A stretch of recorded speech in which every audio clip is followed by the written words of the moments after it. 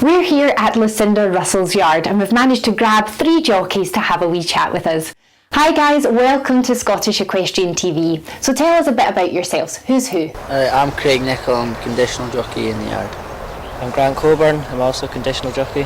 I'm Graham Waters, I'm a conditional jockey as well.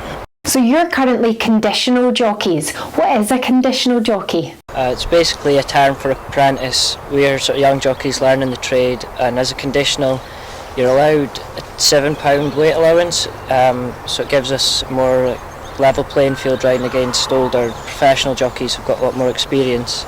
And how long do you have to remain a conditional jockey for? Until you've ridden 75 winners, I think.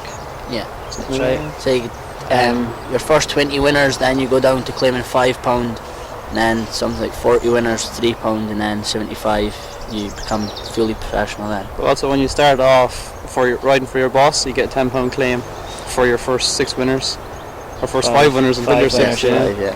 And how long would you anticipate it taking for 75 winners to come along? Depends how no good time you are. too soon. You like to come along fairly shortly, but you don't want to use it up too quick, because you mightn't gain the experience then of riding them many winners. If you ride them too soon, you mightn't gain the whole experience also, once you're 25, you're not able to ride in races that are confined to conditionals.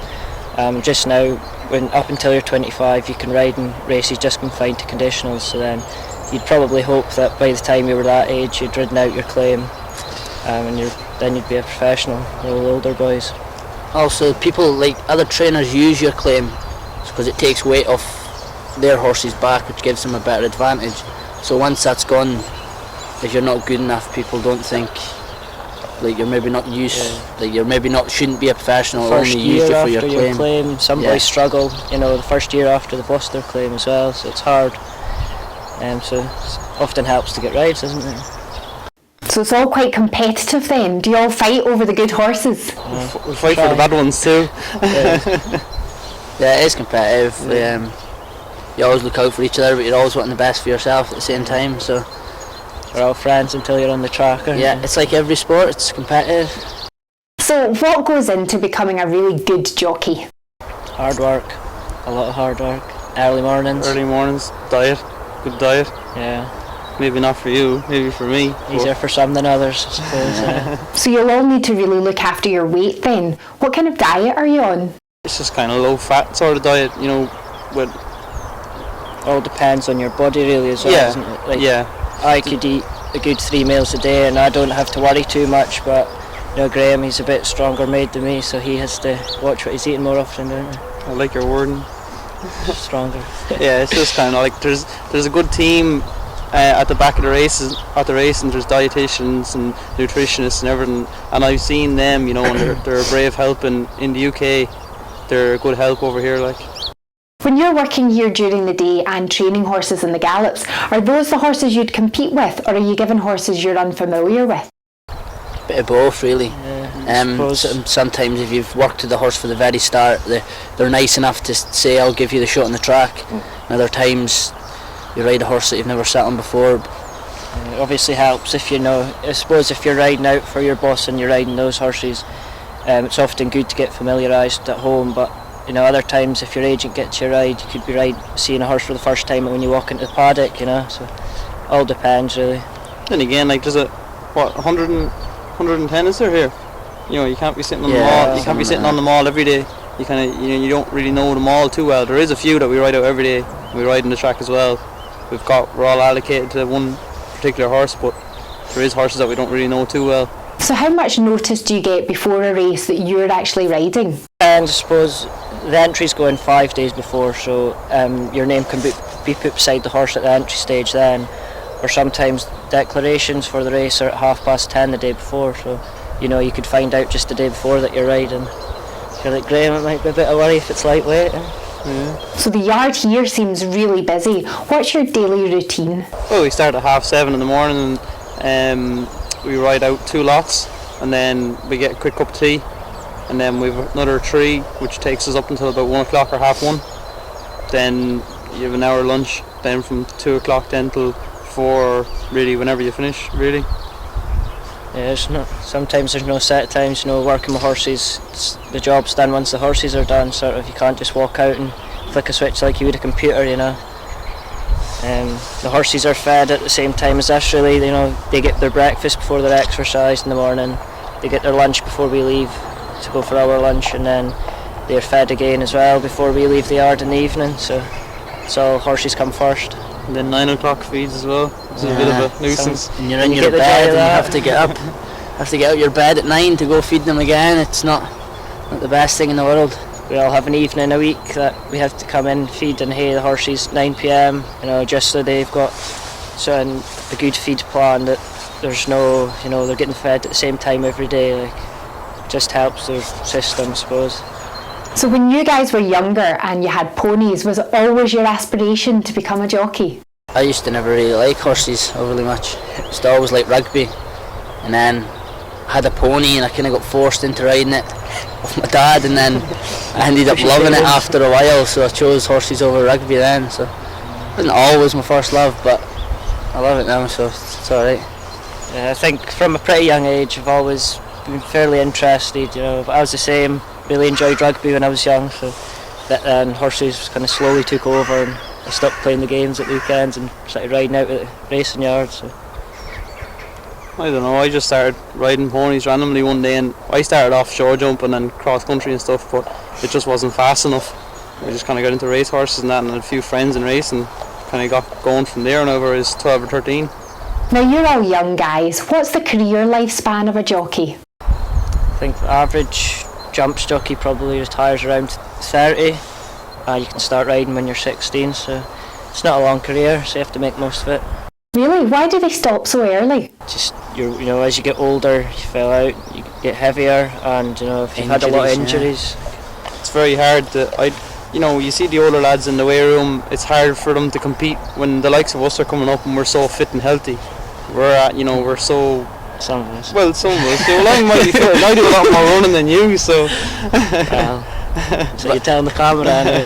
But a lot of them have had bad injuries through the years racing. You're always, I think it's average, you're supposed to have one fall every 10 rides or something like that. Something along the lines. So you're meant to break something every, say, 40 rides or something like that. So you could imagine 15 years. I hope it did break someone every 40 rides. I don't like statistics. Statistics, yeah, but you can imagine 15 years doing that, your body's going to be even if you're not breaking bones, get a few good rattles off the ground, it's always going to take its toll at some stage, isn't it? That's why we're thick, because we bang our heads so much. Speak for yourself. So after horse racing, what career path is open to you then? There's a lot of things, and even if you didn't want to go into anything to do with horses, there's JETS, it's a jockey's training scheme that has been set up, and it, just say you were injured at some stage or when you do retire, they help you find courses and then put you into a different career that way. They give you the training for it, so it's good. There's a lot sort of behind the scenes that can help you as well. So if you start at 16 and finish around the age of 30, how many rides would you expect to have during that period? It depends how lucky you are. Yeah, it all depends. Like, a lot of boys will not really get going, so they might even retire at the age 20 odd. They change career then because they're struggling. Like, there is a lot of boys, once they go professional, ride out their claim, they can't get rides, decide to give up then, and they have to. Someone like Tony McCoy's maybe riding 700 rides a year or something like that. Whereas even sort of boys near the top in the north, there's not as much racing. They've maybe having 300 rides a year, and that's pretty busy. I'd be pretty happy with that just now. Yeah. Like I'm older than the boys, and I've been riding for 4 years, and I think I've had over 450 rides. Like, I think that's fairly busy, like, for 4 years. Yeah, and when you're Tony McCoy and you're riding 700 or 800 a season, that's a lot of racing. And out of the 450 races, how many winners would you expect to have? Well, I was point to point in Ireland, so I've had 15 winners there, and I moved here in October, so I've had 4 since October, which I thought was pretty okay. That's grand. I don't know. Thanks. So what are the financial compensations? I mean, is it worthwhile being a jockey? If you're good, yeah. If you do well, yeah. You have a lot of travelling costs and all the rest of it. Sharing lifts with the boys and that, you can cut out costs. And Yeah, ride a few winners, you get a nice bit percentage of the prize money. So. Taxman's a bit of a nuisance. Yeah, exactly. But it's 50-50. Like with everything, you're either going to be good or you're not. Or if you're good, you make money. If you're not, you don't. It's so difficult at the start, I suppose. You have to do a lot of travelling for little rides, but it all pays off if you keep working hard and you get going. Eventually, you'll be having a lot of rides a day, and the first ride will cover your petrol costs, and the next lot's profit. So. I think it's fine that there's 3 of us. We're always getting racing together, so you only really have to drive every third time. So we can split it together. It's good that there is 3 or 4 of us here. So what tips would you give someone wanting to get involved in horse racing? Keep your head down, work hard, bide your time. Your chance will always come, I think. be nice. It's a small game. Like everybody knows everybody, and if you're not a nice person or you think you're something you're not, everybody will soon click on and you'll be quite disliked quite quickly, so just be nice sort of thing as well. And do you guys have any favourite race courses? I really like Kelso. Yeah. But I've had 2 winners there, but it's a very homely sort of farming sort of place. Family, countryside sort of race course. I quite like Perth because it's always summer, so it's usually good weather. So it's usually a good day out afterwards as well, and I had my first winner there as well, so I've got to kind of like Perth. It's a nice course to ride around as well, to be fair. So. Where's yours? Cheltenham. Of course. I don't know. Is there any particular age of horse you'd prefer to ride? Experienced ones are easier to ride, I'd say. Yeah, but they're all different at the same time, because you get one that's a 9-year-old and it's a horrible horse, and one that's a 4-year-old and it's a nice, lovely, genuine type of horse. Like, they're all different. Depends, it's all what to do with the horse's attitude, isn't it? I'd rather a younger horse, in my opinion, because the thoughts of it, it's got another 7-8 years of racing, and you don't know what it's going to become. You could expect anything from that horse, as where a 9-year-old you're riding it, you know what it's done and you know what it's capable of. Rather than some of them will be on the way out. Lucky enough to keep the ride on them if you ride a youngster. It could be with that horse through its career, and it could be useless, but it could be anything. One day you might get to Cheltenham or somewhere with that horse if you stick in and you look after each other. So how did you all manage to get a job as a jockey in the first place? I came here because one of my friends that I grew up with back home, he moved up here, I don't know, a good few years ago, before I was age to leave school. I was always a year behind him, and he just sort of said there's a job up here if you want it, so I came up, and that's just pretty much how I got into the yard. I was intending just to be a point-to-point jockey and sort of working away. I never thought I'd ever really go professional at the time, but... Do you manage to get much interaction with the owners on the day of a race itself? Some owners more than others, I suppose. Yeah. You get to see them in the paddock, speak for a few minutes. It's not a great deal of time, but they're often in the yard as well, and you know who they are, and you can have a chat with them in the yard and get to know them, and they'll get to know you, and hopefully get to ride their horses as well. There seems to be a lot of nice friendly owners in this yard. There are owners. Some places, the owners might not be good. A lot of the owners here give us a chance. Some owners would only like to use professionals. They would think that we weren't experienced enough or whatever if they hadn't seen us riding before, but we've been pretty lucky here, I would say. Do you need any kind of qualifications to become a jockey? When you're younger than 21 or something and you work in racing, you need to go through the MVQ level 2 at the racing school. It can be a 9-week course, or if you've already begun working in racing, 4-week course, I think. I think I managed to dodge that though. Yeah. I never had to do it. I don't know how I did. I done a 4-week course. Yeah, they somehow managed to get me out of it, so I never had to do it, thankfully. It sounds a wee bit boring, but... I never had to do anything like that anyway in Ireland. No. You're older now. If you're old enough and you've already worked in racing, you don't have to do it. It's more, I suppose, for people that, you get some people that decide they want to go into racing and have hardly touched a horse before, so it's a good stepping stone for them. Know their job instead of just walking into yard and like a rabbit in headlights. So, for a young person watching this who wants to be a jockey, what advice would you give them? What should they do? Just get into a yard, into a racing yard, even if it's just at the weekends, if you're still at school. Ride out.